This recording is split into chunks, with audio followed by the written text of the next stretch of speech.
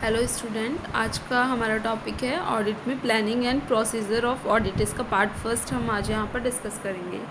इससे पहले हमने ऑडिट का बेसिक इंट्रोडक्शन हम पढ़ चुके हैं और इंटरनल कंट्रोल मेजर्स हम पढ़ चुके हैं। इसमें इंटरनल चेक और इंटरनल ऑडिट के बारे में हम यहाँ पर ऑलरेडी डिस्कस कर चुके हैं। तो अब हमें यहाँ देखना है कि ऑडिट में planning and procedure of audit क्या होता है। ये नेक्स्ट स्टेप होती है। जब ऑडिटर ऑडिट करता है तो उससे पहले उसकी एक प्लानिंग करता है और एक प्रोसीजर तैयार करता है ऑडिट करने की। इसके पार्ट फर्स्ट में हम स्टार्ट करते हैं। अंकेक्षण योजना एवं कार्य प्रणाली, planning and procedure of audit होती क्या है ये। जब कोई अंकेक्षक किसी संस्था का नया अंकेक्षण प्रारंभ करने वाला हो तो उसे बहुत सी जानकारियाँ प्राप्त करनी होती है, जो कि कौन कौन सी ये जानकारियाँ। ए में हम देखेंगे कार्य का क्षेत्र। ए में हम यहाँ देखेंगे कार्य का क्षेत्र। इसमें हुआ स्कोप ऑफ वर्क।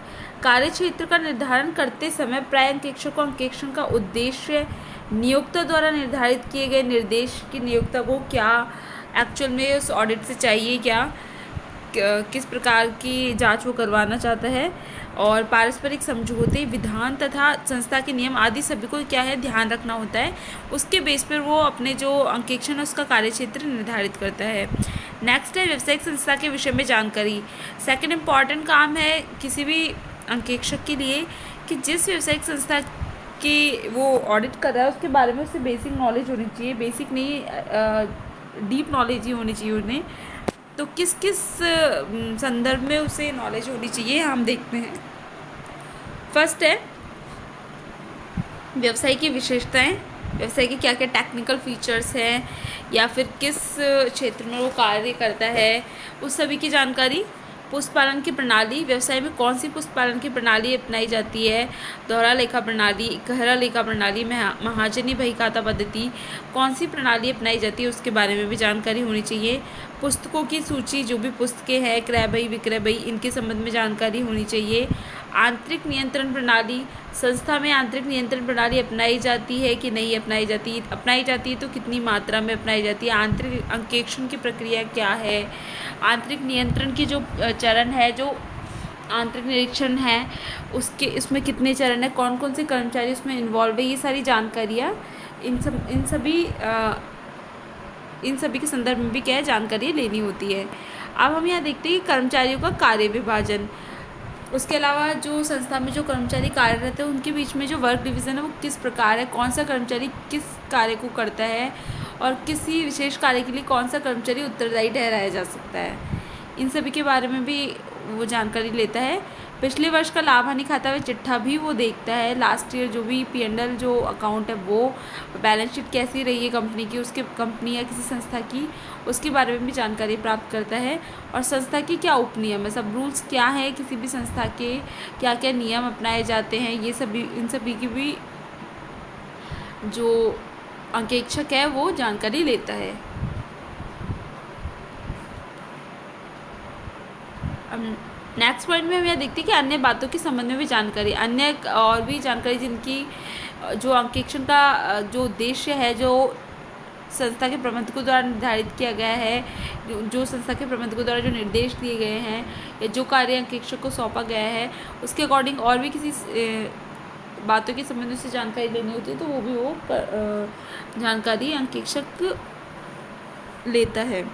अब नेक्स्ट हम यह देखते हैं कि अंकेक्षण कार्यक्रम होता क्या है। बेसिकली हम अंकेक्षण कार्यक्रम किसे कहेंगे, ऑडिट प्रोग्राम। सामान्य शब्दों में अंकेक्षण प्रक्रिया को अपनाने की क्रमबद्ध योजना ही अंकेक्षण प्रोग्राम कहलाती है। अंकेक्षण की जो प्रक्रिया है उसे किस रूप में, किस प्रकार से, किस मात्रा में अपनाया जाएगा, जो स्टेप बाय स्टेप जो चरण होते हैं वही क्या कहलाता है, अंकेक्षण कार्यक्रम या फिर ऑडिट प्रोग्राम कहलाता है। अंकेक्षण कार्यक्रम अंकेक्षण मानदंडों के आधार पर ही तैयार की गई ऐसी लोचपूर्ण जांच योजना है जो यह निर्धारित करती है कि कौन सा जांच कार्य किसके द्वारा कितने समय में किया जाएगा। अंकेक्षण कार्यक्रम में यह निर्धारित किया जाता है कि जांच कार्य किस प्रकार का है, किसके द्वारा और कितने समय में समयावधि उसकी भी निर्धारित की जाती है। अब अंकेक्षण कार्यक्रम की रचना, जो अंकेक्षण कार्यक्रम अंकेक्षक द्वारा बनाया जाए उसमें क्या क्या होना आवश्यक है, कौन कौन सी बातों का ध्यान रखना ज़रूरी है, स्पष्टता एक्सप्लिसिट, यानी कि जो अंकेक्षण कार्यक्रम अंकेक्षक द्वारा बनाया जाए वो स्पष्ट हो, यानी जो भी उद्देश्य अंकेक्षक के निर्धारित किए अंकेक्षण ने निर्धारित किए उसके आधार पर वो स्पष्ट होना चाहिए। उस अपने सभी कर्मचारियों में भी उसको स्पष्ट रूप से समझा देना चाहिए। उसके अंदर कोई भी किसी भी प्रकार की मतभेद नहीं होना चाहिए। किसी कर्मचारी को अगर वो समझ नहीं आ रहा तो उसे भी उस चीज़ को क्लियर करना चाहिए। सेकेंड है विभागों में बंटवारा, डिवीजन इन सेक्शन। कोई भी अंकेक्षण जो कार्य है उसको डिविजन्स में बांट लेना चाहिए कि किस समय में कौन सा कार्य करना है, प्रथम चरण में कौन सा कार्य करना है, सेकंड चरण में कौन सा कार्य करना है। डिवीज़न बना लेना चाहिए ताकि उस कार्य को करने में आसानी हो और कार्य जब कंप्लीट हो जाए तो उसकी भी जानकारी हो जाए कि हमने प्रथम चरण कंप्लीट कर लिया है, सेकंड में हमें ये करना है। इस प्रकार से विभागों में जो अंकेक्षण कार्यक्रम है उसका बंटवारा कर लेना चाहिए। लेखा प्रपत्रों का न्यायसिद्ध प्रवाह, लेखा और प्रपत्रों की भी देखना चाहिए, उनका भी जो न्यायसिद्ध लेखा जो प्रपत्र संस्था द्वारा रखे गए हैं उनकी भी जांच हो जानी चाहिए कि वो न्यायिक है या नहीं।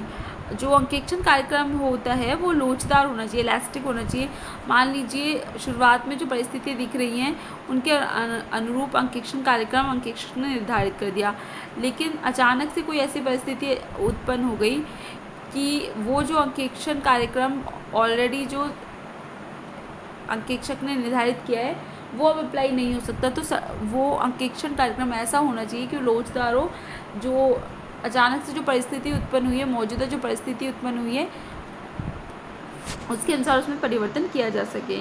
पुनर्जांच रिव्यू किया जा सके उस अंकेक्षण कार्यक्रम का, कार्य क्षेत्र के अनुसार हो, वो कार्य क्षेत्र के अनुसार वो अंकेक्षण कार्यक्रम हो, यानी जो कार्य क्षेत्र के अनुसार अंकेक्षण कार्यक्रम हो, कार्य क्षेत्र के अनुसार अंकेक्षण कार्यक्रम हो, अकॉर्डिंग टू स्कोप हो, जो भी कार्य क्षेत्र निर्धारित किया गया अंकेक्षण का उसके आधार पर अंकेक्षण कार्यक्रम का निर्धारण किया जाना चाहिए। और सर्वोत्तम साक्ष्य, किसी भी लेखा व्यवहार की या किसी भी व्यवहार की जांच जो भी उपलब्ध उससे संबंधित जो उपलब्ध सर्वोत्तम साक्ष्य है उसके द्वारा की जानी चाहिए। अंकेक्षण कार्यक्रम के लाभ, अब देखते हैं हमें अंकेक्षण कार्यक्रम के लाभ क्या क्या हैं।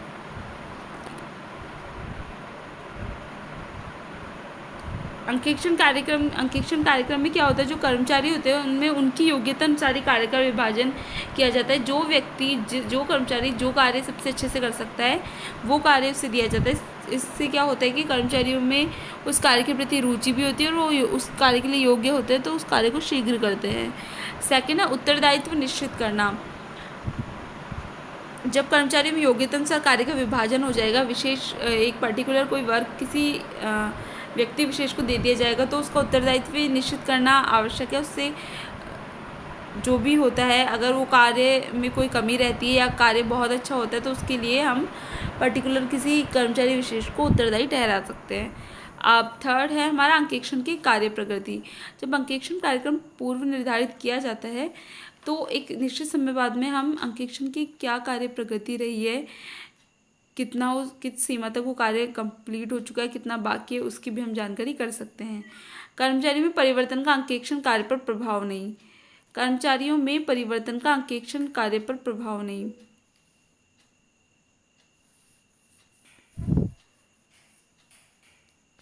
अगर जब अंकेक्षण कार्यक्रम पूर्ण निर्धारित होता है, ये हमने यहाँ देख लिया है, तो वो किसी कर्मचारी विशेष को दे दिया जाता है। किसी परिस्थिति बस कोई कर्मचारी अगर बदलना भी हो तो अचानक अंकेक्षण कार्यक्रम ऑलरेडी जब निर्धारित रहेगा तो जो नया कर्मचारी आएगा उसे जो कार्य किया गया है उसे जो कार्य करना है उसे समझने में आसानी रहेगी और उसमें अधिक समय व्यतीत नहीं होगा, इसलिए उसका जो अंकेक्षण कार्य है उस पर कोई भी प्रभाव नहीं पड़ेगा।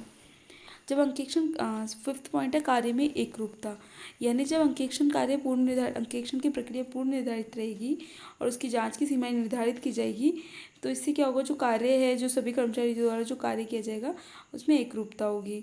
सिक्स्थ है न्यायालय में रक्षा। अंकेक्षण कार्यक्रम ऑलरेडी जब लिखित रूप में अंकेक्षक तैयार कर लेता है तो भविष्य में किसी भी प्रकार की कोई न्यायिक प्रक्रिया होती है जिसमें अंकेक्षण को दोषी ठहराया जाए तो वो उस अंकेक्षण कार्यक्रम को दिखाकर अपने साक्ष्य के रूप में प्रदर्शित कर सकता है। सेवंथ है संपूर्ण जांच। जब अंकेक्षण प्रक्रिया पूर्व निर्धारित की जाती है तो उसमें सभी उद्देश्य निर्धारित कर लिए जाते हैं, जांच का क्षेत्र निर्धारित कर लिया जाता है। इससे क्या होता है कि जो अंकेक्षण जो प्रक्रिया है वो पूर्ण रूप से होती है और उसकी जो भी कार्य होता है उसकी संपूर्ण जांच होती है। जब अंक 8th समय की बचत जब ऑलरेडी हम डिसाइड कर लेते हैं कि अंकेक्षण की क्या प्रक्रिया रहेगी और कितनी मात्रा में कौन कौन से व्यवहार की हमें जांच करनी है, तो इससे क्या होगा, समय की बचत होगी। 9th है पुनर्निरीक्षण की सुविधा। हाँ, अंकेक्षण कार्यक्रम इस प्रकार से निर्धारित किया जाए कि उससे क्या रिव्यू भी लिया जा सके कि जो कार्य हमने डिसाइड किया था उसके अनुरूप हमने कार्य किया या नहीं किया, और अगर नहीं किया तो उस कमी को दूर किया जाएगा। और इसमें अंकेक्षण सिद्धांतों का पालन, जब अंकेक्षण प्रक्रिया ऑलरेडी अंकेक्षण कार्यक्रम हम निर्धारित कर लेंगे, अंकेक्षण प्रक्रिया हमें पता होगी, तो इससे क्या होगा कि जो अंकेक्षण के सिद्धांत है जो मूलभूत उनकी पालना आसान हो जाएगी। अब हम यहाँ देखते हैं डिसएडवांटेज ऑफ ऑडिट प्रोग्राम क्या क्या है। कार्य का यंत्रवत होना। फर्स्ट, जब अंकेक्षण प्रक्रिया पूर्व निर्धारित होगी तो क्या होगा, कार्य एक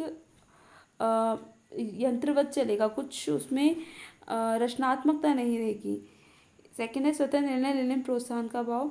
जब ऑलरेडी हम डिसाइड करके, जो अंकेक्षक डिसाइड करके दे देता है कि ये अंकेक्षण का कार्यक्रम रहेगा और ये उद्देश्य हैं, ये इनकी जांच सीमा है, तो इससे क्या होगा, जो कर्मचारी एक रूटीन से कार्य करेंगे लेकिन कोई अलग से स्वतंत्र निर्णय नहीं लेंगे। थर्ड, वही रचनात्मक चिंतन का अभाव, वो पूर्ण निर्धारित जो प्रक्रिया है उसी के अनुसार कार्य अपना करेंगे और अपना कोई इनिशिएटिव नहीं लेंगे, अपना कोई इनोवेशन उसमें नहीं डालेंगे। फोर्थ है नैतिक प्रभाव में कमी। जब ऑलरेडी सब कुछ अंकेक्षण प्रक्रिया पूर्व निर्धारित रहती है तो इससे क्या होता है, कर्मचारियों में नैतिक प्रभाव में कमी आती है। छल कपट का कम प्रकट होना। जब अंकेक्षण कार्यक्रम पूर्व निर्धारित रहता है तो क्या होता है, छल कपट जो है, जो साधारण रूप के छल कपट है वो आसानी से पकड़ आ सकते हैं, लेकिन जो चालाकी से जो भी छल कपट किए जाएंगे वो पकड़ना मुश्किल होगा। अयोग्यता प्रकट न आना। जब पूर्व निर्धारित तरीके से ही कर्मचारी को कार्य दिया जाता है तो कार्य का एक सीमा बन जाती है, उससे अधिक कोई भी कर्मचारी कार्य नहीं करता है। इससे क्या होता है, उनमें जो अयोग्यता है वो भी प्रकट नहीं हो पाती है। न्यायालय में अंकेक्षक के विरुद्ध प्रयुक्त होना। कभी कभी ऐसी कंडीशन आती है कि जो अंकेक्षण कार्यक्रम बनाया गया है वो कभी कभी न्यायालय में अंकेक्षक के विरुद्ध भी प्रयुक्त हो जाता है। ये हमने यहाँ पर एडवांटेज डिसएडवांटेज पढ़े अंकेक्षण कार्यक्रम के। अंकेक्षण कार्यक्रम होता है क्या है, उसकी रचना किस प्रकार होती है, सारा हमने आज के पार्ट फर्स्ट में डिस्कस किया, और इससे नेक्स्ट पार्ट सेकंड में हम इससे आगे की जो भी प्रक्रिया है, जो प्रपत्र है, उनके बारे में हम यहाँ पर पढ़ेंगे।